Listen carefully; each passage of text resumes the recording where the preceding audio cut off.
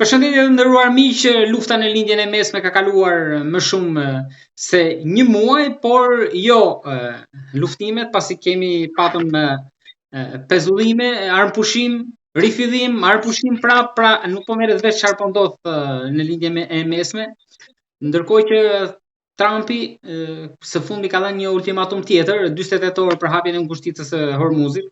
Edhe nuk dihet si do të veprojë Irani, që nga ana tjetër po përgatit taksat për çdo anije që do të kalojë atje përveç atyre të Shtetet Bashkuara të Amerikës. Nga krau tjetër ka bërë edhe një thirrje të fortë, një paralajmërim për tërheqjen nga NATO. Si do të ndikojë kjo në rajon, në Ballkan, në Shqipëri, por edhe me gjërë, kam dhe kënaqësinë të flasim sërish me zotin Memushabile, ish ushtarak, profesor, pedagog, ish drejtori i laboratorit qendror, por edhe me poste dhe pozita të tjera. Zoti Abila, përshëndetje dhe faleminderit shumë që më gjendët dhe që për këtë bashkëpunim, për të sqaruar më mirë për shikuesit tanë atë që po ndodh atje, për t'u sjell më afër dhe më thjesht. Përshëndetje. Zoti Abila, si keni parë zhvillimet e fundit në linjën e mesme, ultimatumin e Trumpit, por edhe deklaratat e tij që do ta bëjë Irani shkrumbe hidhe, do ta rikthejnë epokën e gurit. A vlen këto paralajmërime, këto kërcënime, apo siç tha dhe Macroni që duhet të jetë më i matur, jo dal çdo ditë në media për të bërë deklarata dhe show? Deklaratat presidenti Trump i bëri në datën 1 prill. Pra, i bie ditën e gënjeshtrave me apo por Trumpi është njëri që nuk tërhiqet nga ato që deklaron dhe që vendos, edhe që i ka hyrë një rrugë, ai do ta çojë deri në fund. Zgjidhjen e problemit, lidhjen e mesme, ai e ka marrë përsipër dhe jam i sigurt që do ta çojë deri në fund. Kështu që mbas fazës parë të bombardimeve ajrore, erdhi një ndërprerje që pritesh, që duhesh. Deri tani jemi tek parashikimet tuaja, zoti Habilaj. Tek parashikimet që ju keni bërë. Dhe tani po bëhen ultimatume njëri pas tjetrit, pritet që pas disa ditësh të skadojnë dhe këto tentativa për marrëveshje dhe bisedime, dhe ultimatumi përfundimtar dhe zgjidhja përfundimtare e çështjes së Iranit është një bombardim masiv, shumë më herë më i fuqishëm se ky që kaloi deri tani, sepse këtë fazën e parë ne mund ta marrim si paralajmërim, se janë bërë dëme, po jo aq katastrofike. Ndërsa nëse Irani nuk do të ndryshojë nga idetë që ka për prodhimin e bombës atomike, përmbajtjen me mbështetje financiare, armatime ushtarake, politike, organizata terroriste në linjën e mesme dhe në gjithë botën, atëherë ai do përballet patjetër me një goditje ajrore masive mbi gjithë sistemin elektroenergjetik të vendit. Kështu që goditja do përfshijë termocentralet, stacionet e transmetimit në stacionet dhe të gjitha hallkat e rëndësishme industriale për ta shkatërruar komplet sistemin energjetik dhe industrial të Iranit. Një goditje të parë dha duke shkatërruar urën më gjatë, ndoshta edhe për simbolik. Kjo goditje po llogaritet, po bëhet gati, dhe në rast se bizetimet nuk do të japin rezultat, do të realizohet, do vihet në realitet. Kjo do jetë një fatkeqësi për Iranin. Ajo klika politike e Iranit, në qoftë se nuk ndryshon dhe nuk i thret mendjes me një fjalë që të gjejë një zgjidhje paqësore, ajo po merr në qafë vendin, po merr gjithë popullin në qafë, sepse goditja llogaritet që do të jepet një herë në një kohë për 3 javë, maksimumi 3 javë. Do jetë shumë herë më fuqishme se goditja e dhënë deri tani. Do angazhohen aeroplanë të tjerë që nuk kanë hyrë në skenën e luftimit deri tani. Bombarduesit e fuqishëm, strategjik me rrezik të largët veprimi e të tjera. B2 keni fjalën si në luftën 12 ditore që shkatruan malin të uraniumit. Po, do të jetë një goditje intensive shkatërruese. Dhe duke llogaritur që Irani mund të ketë një 200 termocentrale me gaz e me naftë, e disa qindra termocentrale të vegjël lokale, gjitha këto do dalin jashtë loje. Industria do kalojë në zero, kuptohet se pa energji elektrike nuk mund të punojë asnjë lloj sistemi, nuk mund të punojë asnjë familje, pikë muhabeti, dhe ky kërcënim, domethënë, është megjithmonë e çon Iranin në epokën e burit. Atëherë, duke llogaritur që gjatë goditjes, që parashikohet që mund të jetë deri në 3 javë, do të goditen 8.000 deri në 10.000 objekte të tilla të ndryshme, Irani kthehet megjithmonë në epokën e burit, atje ku thot Trumpi. Tani është në dorën e politikës së Iranit që të vendosi se çfarë do bëj. Do ta sakrifikoj popullin dhe vendin dhe ta kthejë në një objekt ose në një shkretëtir. Dhe do t'i duhen të paktën 20 vjet mbas kësaj goditje që ta rikthej në këtë nivel. Do të harxoj triliona dollar për të riparuar dëmet që do të bëhen. Edhe në fundit përse se një klik që drejton vendin nuk pranon që t'i preken interesat e veta. S'kan gjendë di as me Ajatollahun e ri, sepse akoma nuk është dukur gjikundi. Ajatollahu i ri është, domethënë, sipas të dhënave të ndryshme deri tani, është po aq ekstremist sa ata të tjerë që e rrethojnë. Të paktën në dukje kështu është, përderisa dhe bizedimet po zvarriten dhe pa dhënë asnjë shenjë të një marrëveshje paqësore ndërmjet dy vendeve. Mbas kësaj goditje, nëse do ndodhi, Irani nuk është më në gjendje si shtet, as për rezistencë, as për politikë ndërkombëtare, edhe për shumë probleme të tjera. Do t'i duhet të riparoj këto dëme katastrofike të cilat thash që do të... Zoti Abilaj, por nga krahu tjetër mund të flasim edhe për dëme që Irani ka shkaktuar në Izrael, plus që rrëzoi 2 avione F-35 amerikan, për njërin po bëhet lufta për gjetur pilotin, ndërkohë që në Izrael, po sipas një pjese të mediave, ka dëme realisht që ka shkaktuar Irani.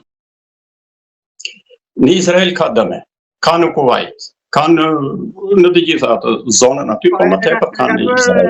E ka bërë çorap në fakt, e ka në flag gjirin aty, sepse edhe Dubai pasanikët u larguan, turizëm nuk ka më, frika është e madhe. Pasanikët largohen me njëherë.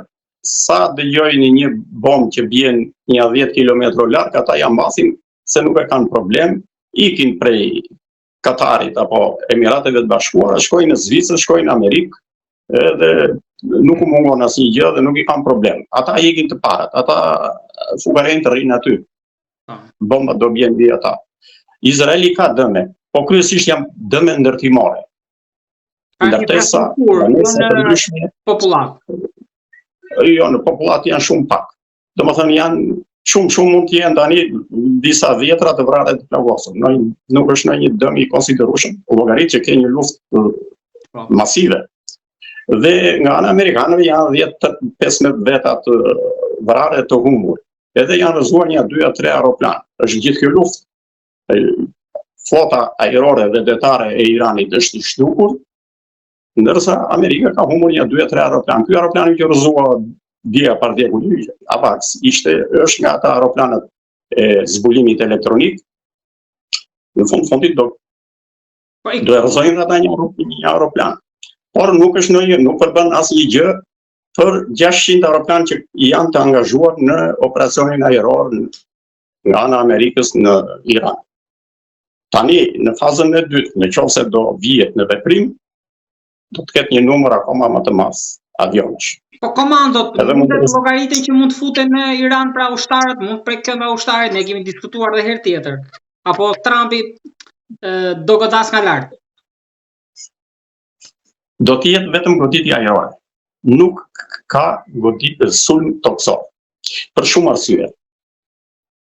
Në një sulm i vogël toksor, me një grupe të vogla aerodesante mund të ketë forca speciale, grupe që hidhen për probleme të ndryshme, për të zgjidhur një çështje taktike në varësi të situatës që krijohet, për të kapur në një ishull apo në një pozicion ku janë mos ishullin që është pikë kyçe pranë ngushticës së Hormuz. Ajo mund të merret me anë të desantëve ajror. Ajo po do jetë një operacion i vogël. Ai është një ishull që do dojë një njësi të vogël ajrore për të cilat amerikanët i kanë gati ato, nuk e kanë problem. Por nuk mund të quhet mësymje toksore. Është thjesht një operacion në mbështetje të gjithë situatës luftharake që po zhvillohet aty. Zoti Abile, ju si mendoni, a e futi Izraeli në kurth Amerikën dhe një pjesë e analizëve ndërkombëtare mendojnë që Amerika nuk po gjen dot Trumpi një rrugë për të dalë nga lufta me dinjitet, pra me fitore realisht. Ju si mendoni? Trumpi nuk kërkon rrugdalje. Trumpi kërkon të zhduk terrorizmin iranian që është kërcënim edhe për Amerikën, edhe për lindjen e mesme, edhe për Evropën. Dhe Evropa që flegjum nuk e kupton këtë punë. Dhe indiferentizmi i Evropës, si në shumë probleme të tjera, edhe këtu është në dëmin e çështjes. Tani, bllokimi i ngushticës së Hormuzit dëmton Evropën, nuk e dëmton fare Amerikën. Nuk ka problem fare. Amerika ka rezerva nafte, ka vende të tjera që e furnizojnë me naftë, nuk e ka problem fare. Çështja. Evropa është ajo që do të vuajë ngritjen e çmimeve nga bllokimi i në fakt sigur është e vuajtur Evropa por dhe ne këtu në Shqipëri. Po e shohim konkretisht. Domethënë spekulime nga më të ndryshmet që do të lidhen me këtë situatë. Dhe Trumpi nuk kërkon nga Evropa që të dërgojë forca në ndihmë të operacioneve etj. Kërkon të angazhohen në mbajtjen e hapur të ngushticës së Hormuzit për të furnizuar me naftë Evropën dhe vendet e tjera. Edhe është një bashkëpunim kolektiv, sepse kemi një organizatë kolektive, siç është NATO, ku sipas Nenit 5, kur angazhohet njëri në një operacion, duhet ta mbështesin edhe të tjerët në forma nga më të ndryshme. Po pretendimi që Trumpi nuk i njoftoi. Nuk i pyeti më saktë, i injoroi. Jo, nuk mund të thuhet kështu, sepse ato protokollet e bashkëpunimit e të marrëveshjes ekzistojnë. Komanda e NATO-s ka qenë në dijeni për të gjitha çështjet që do të sillte operacioni në lindjen e mesme. Dhe ajo mban kontakte me gjithë udhëheqjet politike të vendeve anëtare të NATO-s. Kështu që ata kanë qenë dhe janë vazhdimisht në dijeni se çfarë kërkon Amerika për të zgjidhur në lindjen e mesme dhe si duhet të bashkëpunojë me partnerët. Trumpi e zgjidh dhe këtë vetëm fare, nuk ka nevojë fare për këta mbështetjen e vendeve të Evropës, sepse mbështetja do jetë vetëm morale dhe politike. Asnjë nga këta s'ka për të çuar trupa, arma, anija, gjëra të tilla. Shumë do çojnë ekipe dhe disa pajisje dhe ndonjë mjet lundrues për të kontrolluar kalimin e rregullt të cisternave të naftës në lirin e Hormuzit. Zoti Abile, tani këta të mëdhenj ndoshta s'ja kanë dhe shumë nevojën dhe frikën se mund ta përballojnë vetë luftën. Flas për Francë, Gjermani apo Britani e Madhe, po në rastin konkret se nga aleatët e NATO-s në Europë vetëm ne duhet sikur jemi hapur për çdo gjë krahas Shtetet e Bashkuara të Amerikës. Po kjo na dëmton nëse Trumpi vendosi të dalë nga NATO-ja, ashtu sikur e paralajmëroi që ta do ta rishikojë me shpejtësi daljen nga aleanca, pavarësisht se Kongresi Amerikan tha që një gjë e tillë nuk mund ndodh kaq shpejt me një vendim presidentit, por me pak fjalë çfarë psojmë ne këtu? Trumpi ka bërë disa paralajmërime lidhur me problemin e NATO-s. Edhe në radhën e parë, po sidomos në këtë legjislaturë, në këtë zgjedhje, ai e ka thënë hapur dhe duke filluar nga problemi i mbështetjes financiare, që kërkoi të përquar shpenzimin për mbrojtje në vlerën 5% të GDP-s. Dhe kjo nuk u erdhi mirë evropianëve, sepse evropianët janë mësuar që të hanë mbi kurrizin e Amerikës, sepse 70% e buxhetit financiar, 70% e armatimit, teknikës dhe kuadrove janë amerikanë. Vetë NATO është Amerika. Pra, NATO-a u ngrit nga Amerika, mbahet në Amerika dhe do të mbahet në Amerika. Evropianët e kanë shikuar këtë gjë sidomos mbas prishjes antipodit traktatit të Varshavës si një relike tek e cila mundet të fitojnë ca para në kurriz të Po fakt, ju thatë relike, pagusëve amerikanë. Ju thatë relike, po dhe Trumpi e tha akoma më hapur tigër për letre. Tamam, ai e tha tamam. Paper tiger, do me thënë, Evropa është tigër për letre. Kështu ka qenë dhe kështu do jetë Evropa. Evropa ka qenë foleja e intrigave botërore dhe është Evropa jo që i ka sjell problemet më dha botës.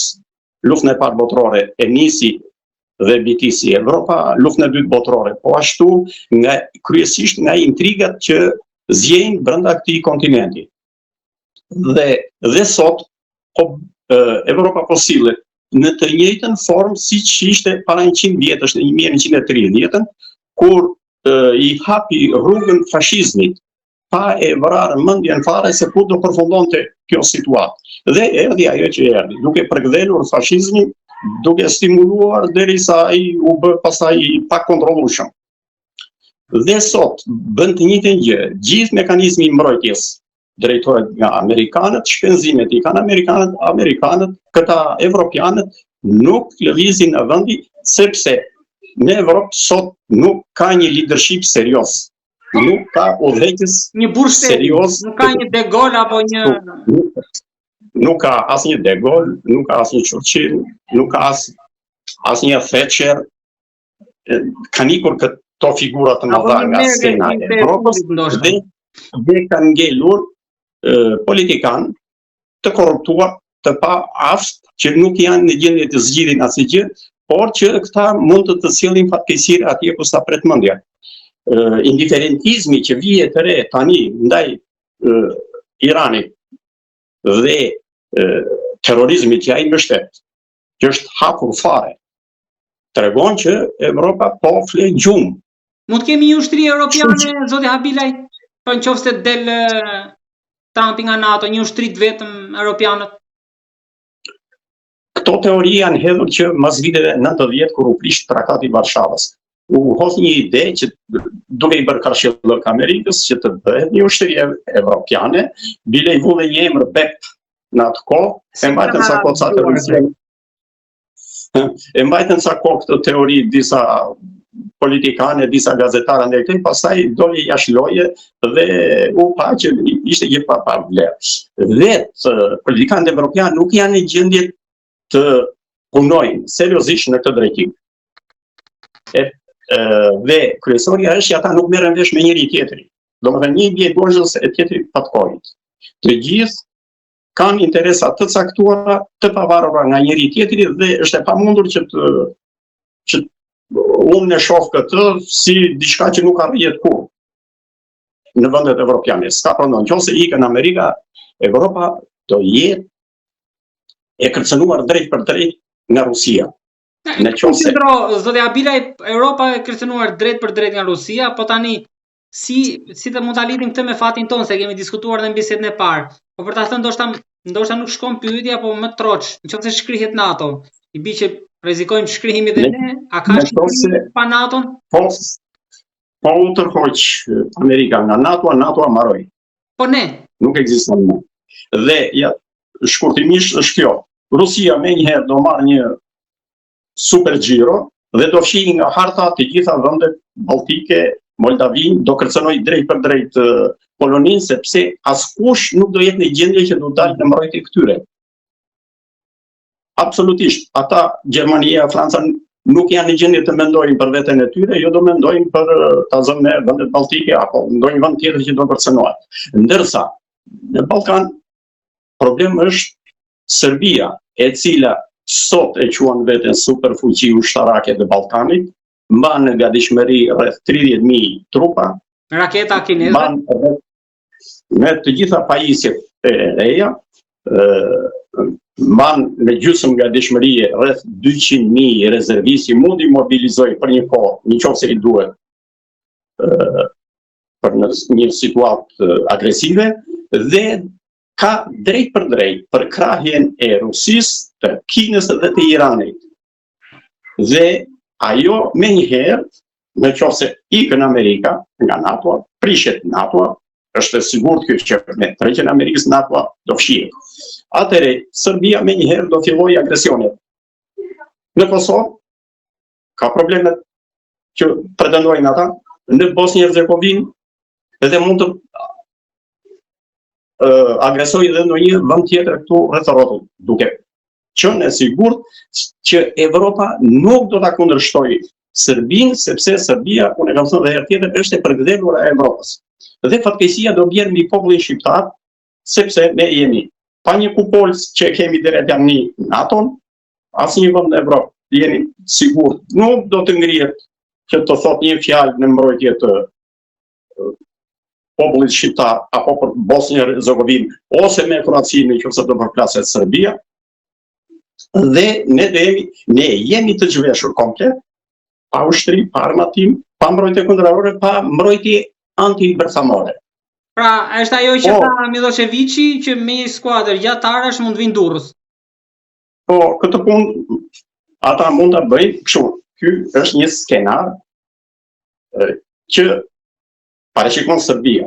Edhe këtë është ajo mezi pret nëse do prishet NATO. Mezi pret ajo Rusia, Kina dhe Irani. Se edhe Irani do marrë fuxhu të madh dhe do ta mbushi Evropën me skuadristë në terroristë. Për këtë Evropa nuk i bëret më një parë. Për agentët e fjetur brenda që mund t'i reaktivizoj. Po, dhe ne tani duke qenë vend i vogël, i çarmatosur nga të gjitha drejtimet, për ne vjet në pikë pyetje ekzistenca si kom. Por kjo nuk do të arrijë. Se edhe sikur të prishet NATO, të jeni të sigurt, Amerika nuk heq dorë nga Shqipëria. Do ta ketë vazhdimisht në mbrojtje. Do ta ketë në mbrojtje.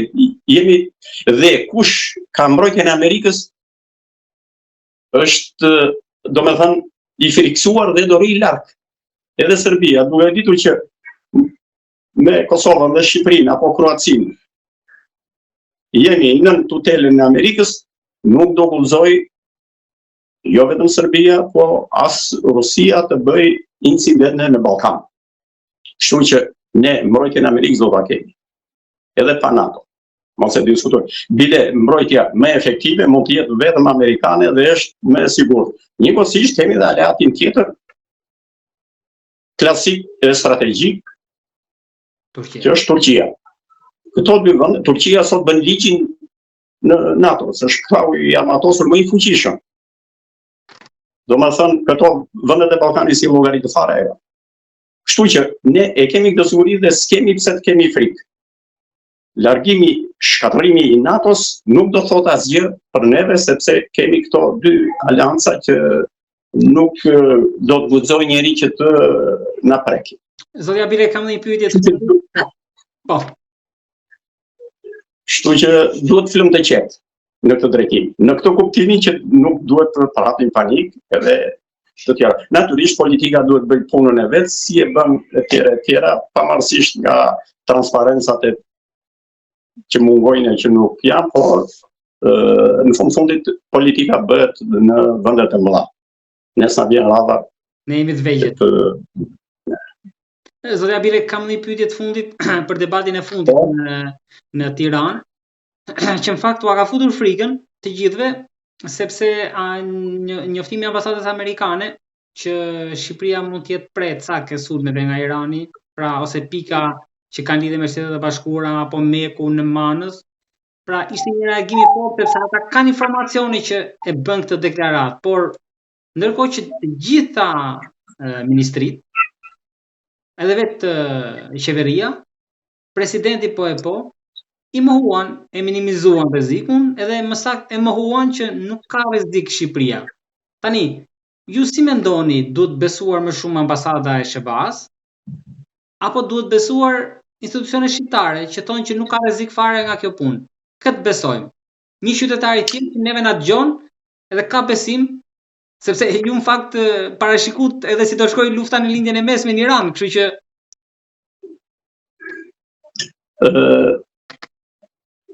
ajo deklarata e ambasadës amerikane është një sistem protokollar që bën shteti amerikan. Dhe e bën këtë punë çdo shtet serioz me shtetasit e vet. Ku ka Amerikan, qoftë dhe një Amerikan jetë në Shqipëri, shteti Amerikan do interesohet për mirëqenien e tij, për shëndetin e të tjera problemet. Pra, kjo është një procedurë protokollare. Meqense në Shqipëri ekziston një mikro-opozitë iraniane e parë. Ekzistojnë ca ndërhyrje iraniane në sisteme të ndryshme për të grumbulluar informacion nga gjithë sistemet elektronike që kemi në përdorim. Edhe disa si të thuaj zëdhënës të Iranit që bëjnë këtu propagandë në mbështetje të Iranit në forma të ndryshme, atëherë Shteti Amerikan e shikon të arsyeshme që të porosisë njerëzit e vetë të jenë të kujdesshëm.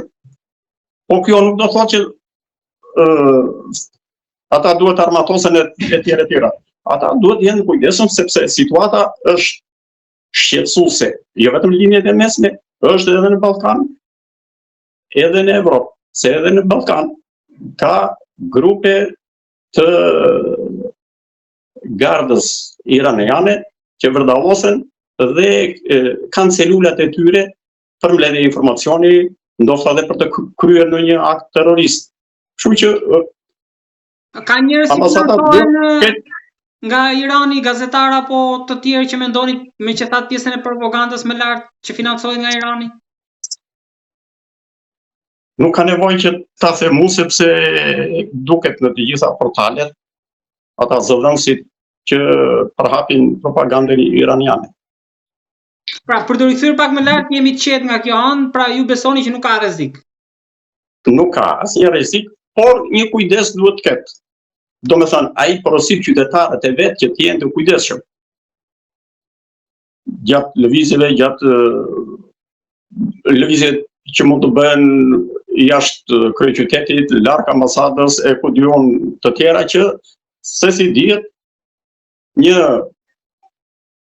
person që ka ndërmend të bëjë një akt terrorist mund të vijë nga Bullgaria, nga Greqia, nga Egjipti, mund të vijë këtu dhe të bëjë një ashtu, duke ditur që edhe strukturat tona të mbrojtjes janë të brishta.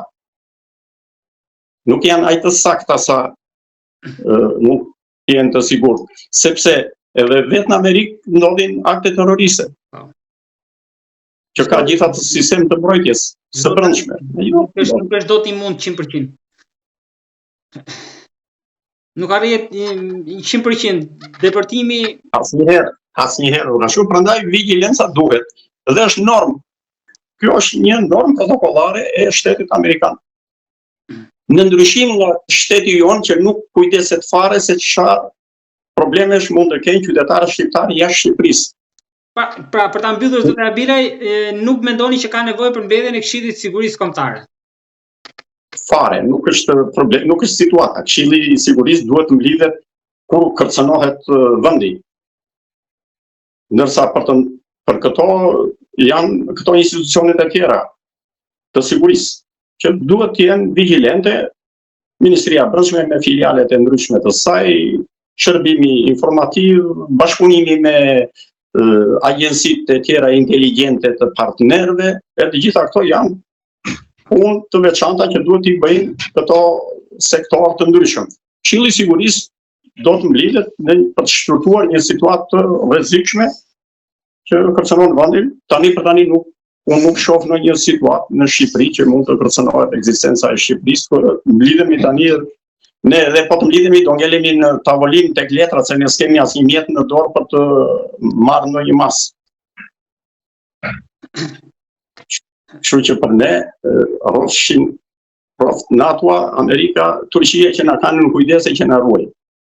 Pa i mbyllëm me këtë, zoti Abilaj, unë të falenderoj shumë që gjetet kohën dhe mundësinë që edhe në fundjavë ne të flasim për qetësuar sadopak opinionin që sikur e thash edhe pak më lart, ishte shqetësuar ditët e fundit pas alarmit të Shteteve të Bashkuara, ambasadës në Tiranë, por besojmë tek ajo që ju thatë, një ushtarak me eksperiencë, njohës si çështjeve mjaft mirë të situatës, sigur e përmend edhe 2 herë të tjera goditët në kokë edhe me parashikimin e situatës si do shkojnë në Iran deri tani, kështu që me besim dhe shpresë plot që të jetë ajo që ju thatë të dalë, që mos kemi asnjë rrezik, unë të falenderoj shumë për bisedën.